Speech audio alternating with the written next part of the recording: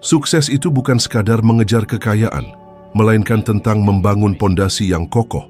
Bayangkan pohon rindang di tepi sungai, akarnya kuat, menjangkau sumber kehidupan, sehingga daunnya selalu hijau dan buahnya melimpah.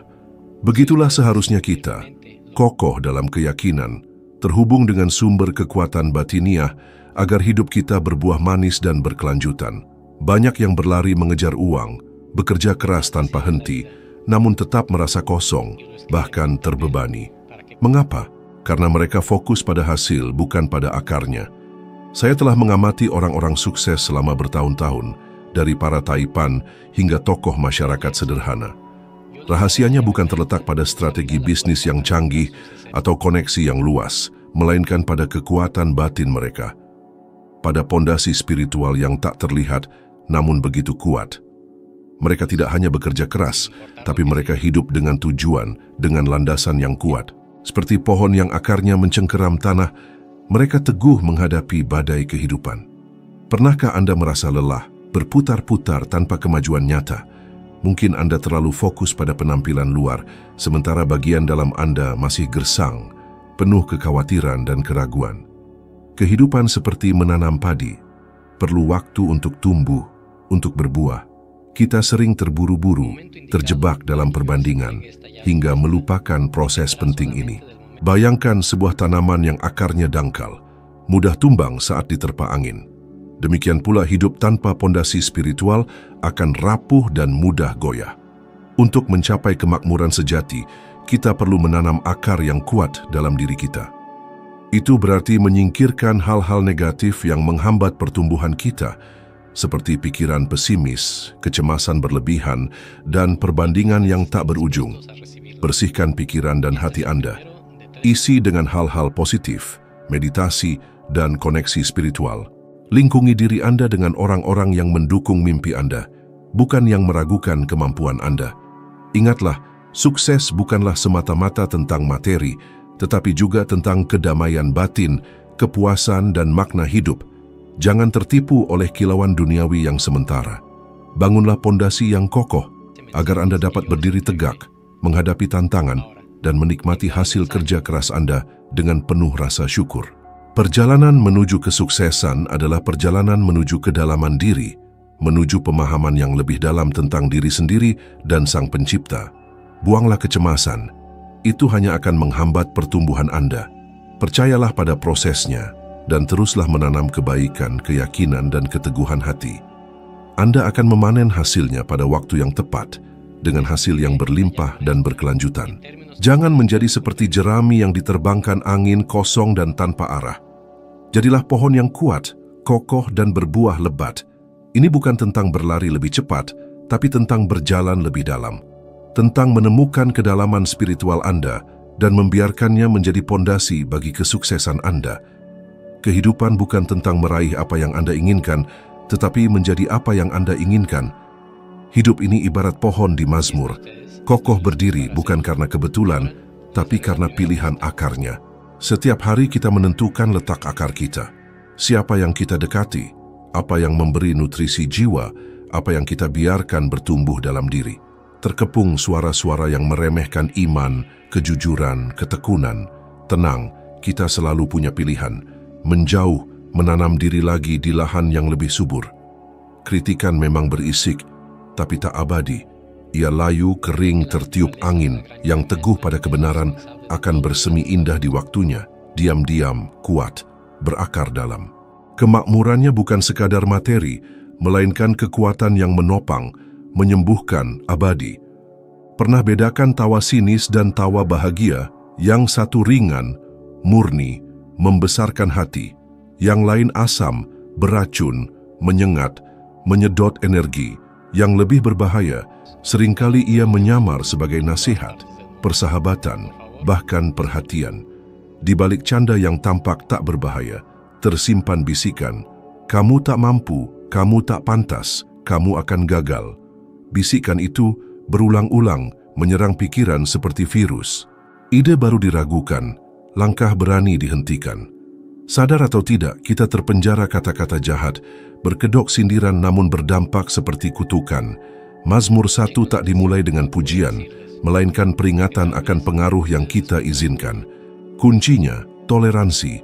Kita mungkin tak suka ejekan, tapi sering membiarkannya hadir. Tersenyum terpaksa, diam demi kenyamanan, bertahan karena takut kesepian. Namun setiap saat bersama para pengkritik, kita menukar frekuensi diri. Tak ada panen baik di lahan tercemar. Ingat Helena, eksekutif, cerdas, baik hati. Namun hubungannya selalu kandas.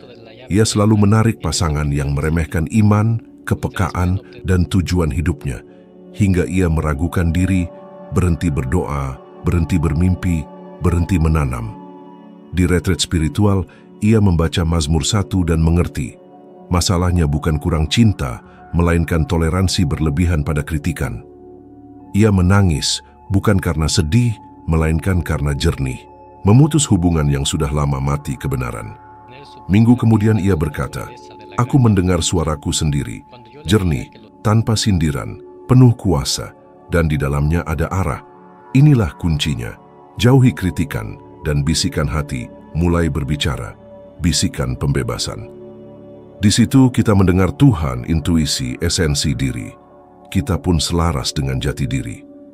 Joe Dispenza bilang, alam semesta merespon keadaan kita, bukan teriakan pikiran.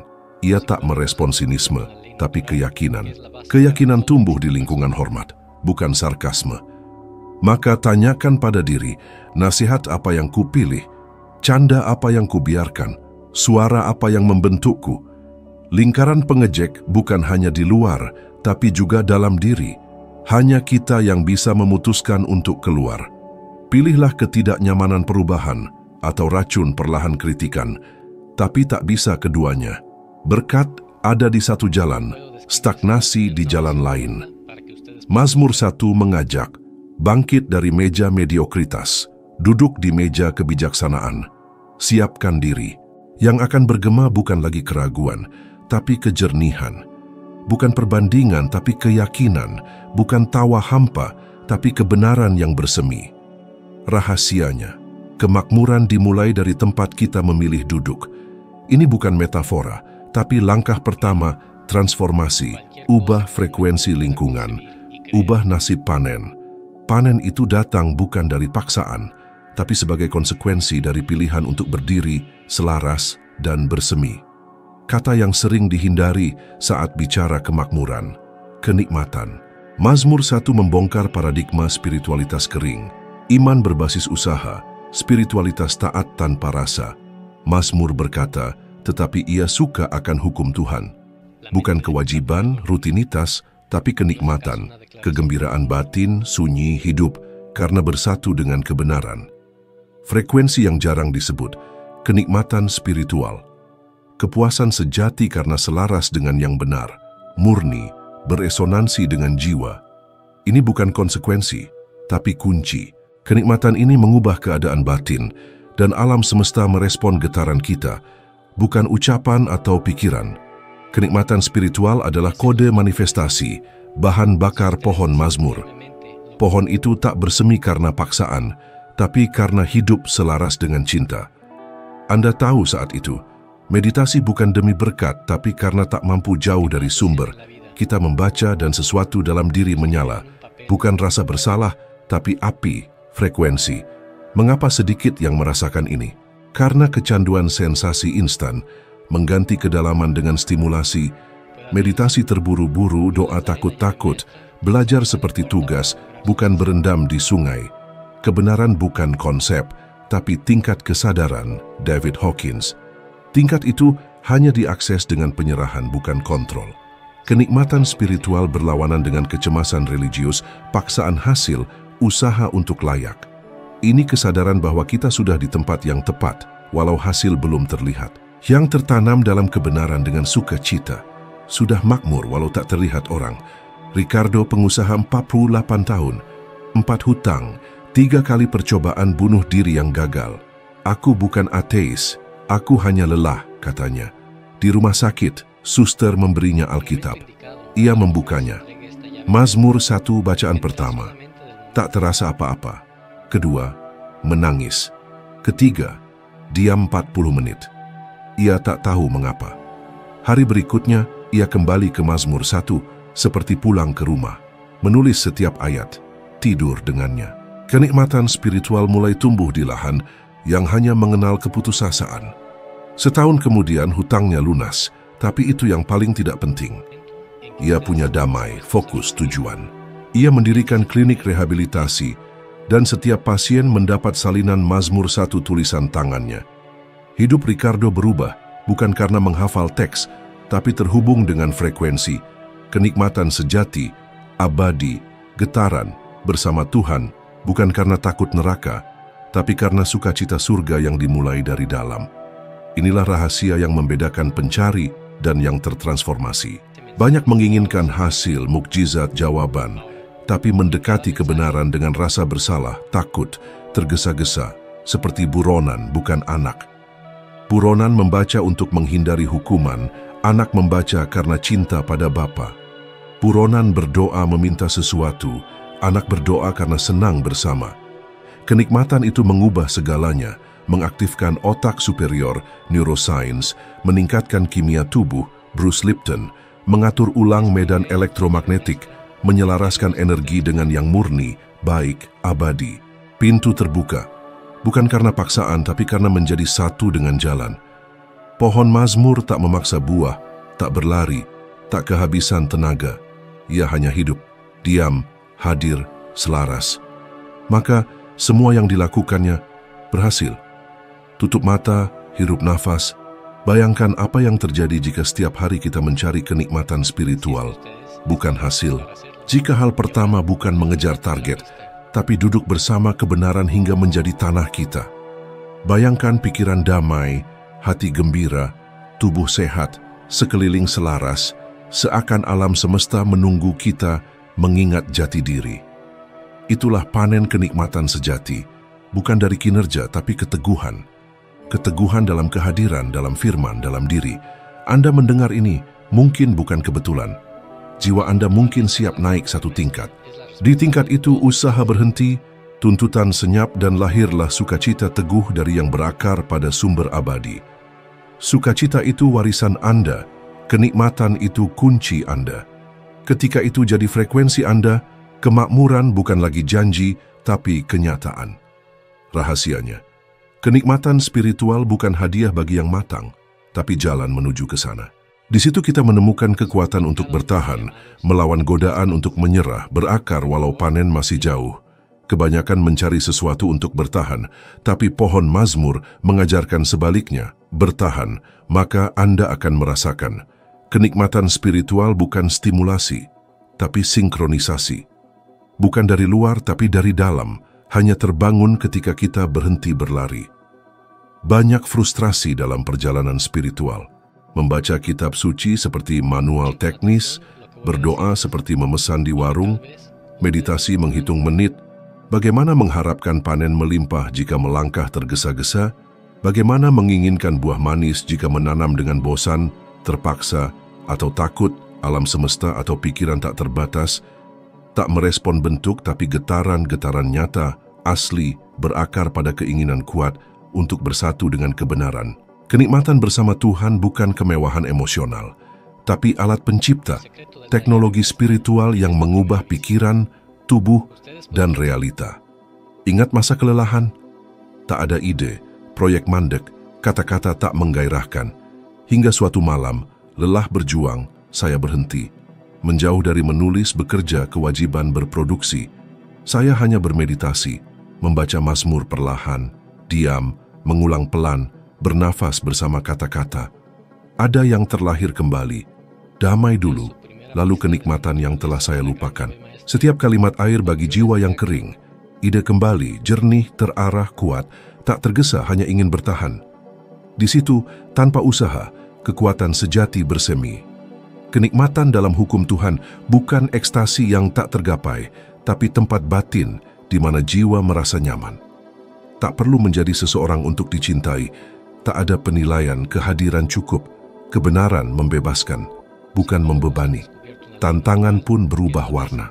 Kita berhenti mencari persetujuan, membuktikan diri, mengejar yang hanya bersemi saat kita berhenti. Kenikmatanlah yang memberi makan ketekunan, Mengubah belum menjadi aku tetap bertahan. Neville Goddard bilang, kita harus merasakan keinginan yang sudah terwujud. Mulai dengan kenikmatan. Rasakan kenikmatan dalam kehadiran, kita bergetar seakan sudah di sana. Alam spiritual yang digerakkan konsistensi mulai merespon. Malam ini, luangkan waktu untuk tak melakukan apa-apa. Duduklah dengan Alkitab atau kata-kata yang menyala. Jangan dipaksa mengerti. Jangan menunggu perasaan hebat. Hanya tinggal di situ, ulangi pelan. Jiwaku bersukacita dalam kebenaran. Pikiranku berdiam di keabadian. Hatiku bersemi di waktu Tuhan. Ulangi seperti menanam, menyirami, menunggu. Anda akan menyadari, bukan Anda yang menghuni kebenaran, tapi kebenaran yang menghuni Anda. Kemakmuran bukan lagi tujuan, tapi refleksi. Kelanjutan alami dari yang belajar mencintai yang tak terlihat sebelum memanen yang terlihat. Kelimpahan sejati dimulai saat kenikmatan bukan di buah tapi di akar. Akar yang kuat menopang panen apapun, bahkan yang belum terbayangkan. Kemakmuran sejati bukan dari luar, tapi dari dalam. Buah sunyi dari akar dalam diberi makan kenikmatan spiritual, pilihan bijak, dan kepercayaan pada waktu yang tepat. Mazmur 1 tak mengajak berlari, tapi bertahan. Bukan tergesa-gesa, tapi selaras. Selaras dengan kebenaran, semua yang kita lakukan berhasil. Bukan karena sihir, tapi konsistensi. Hirup nafas dalam, bawa hikmat ini. Jangan berhenti di sini. Video berikutnya sudah menunggu. Kita akan naik satu tingkat lagi. Kunci baru akan diberikan agar Anda lebih bijak, selaras, utuh. Terima kasih atas kehadiran, perhatian, dan keterbukaan Anda. Sampai jumpa di video berikutnya. Mari terus melangkah, teguh, seperti pohon di tepi sungai,